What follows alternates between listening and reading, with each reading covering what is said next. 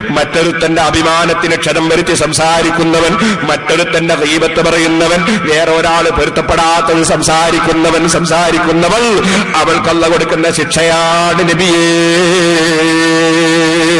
സഹോദരിമാരെ, സഹോദരന്മാരെ, അവനവന്റെ കുറ്റവും കുറവും എന്താണെന്ന് ഒറ്റയ്ക്കിരുന്ന് ചിന്തിച്ചിട്ട് അതൊന്ന് നന്നാക്കാൻ നോക്കൂ.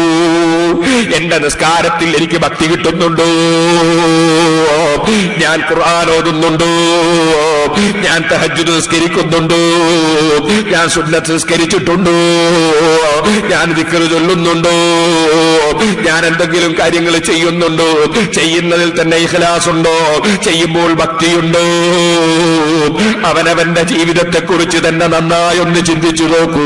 എന്നാൽ നമ്മളൊക്കെ അതാ എത്രയോ തെറ്റുകുറ്റങ്ങൾ വന്നുപോയ അടിമകളല്ലേ.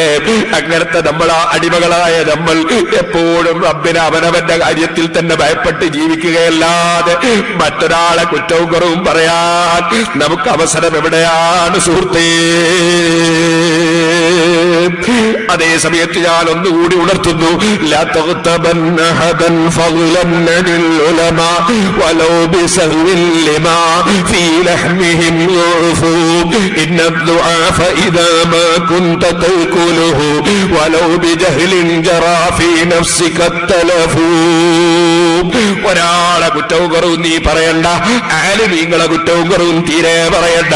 ആലിമീങ്ങൾക്കിടയിൽ ചിലപ്പോൾ ചെറിയ മസല തർക്കങ്ങൾ ഉണ്ടാകാം, ചിലപ്പോൾ നയപരമായ തർക്കങ്ങൾ ഉണ്ടാകാം, ചിലപ്പോൾ സംഘടന തർക്കങ്ങൾ ഉണ്ടാകാം. അതിന്റെ പേരിലൊന്നും ഒരൊറ്റ ആലിമിന്റെയും കുറ്റം പറഞ്ഞ് ഈമാൻ നശിപ്പിക്കരുതേ മുസ്ലിമേ.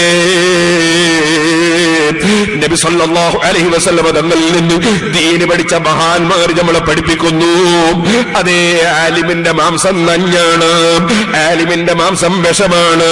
വിഷം അറിയാതെ വയറ്റിലാക്കിയാലും മനുഷ്യൻ മരിച്ചു പോകുന്നത് പോലെ മഹാന്മാരെ സംബന്ധിച്ച് ഗീബത്ത് പറഞ്ഞിട്ട് അറിയാതെ വിഷം വയറ്റിലാക്കിയാലും മരിച്ചു പോകുന്നത് പോലെ നിന്റെ ആത്മാവ് ചത്തുപോകും കേട്ടോ, അഥവാ ഈമാൻ ഊരിപ്പോകും കേട്ടോ. വളരെ ശ്രദ്ധിക്കണം.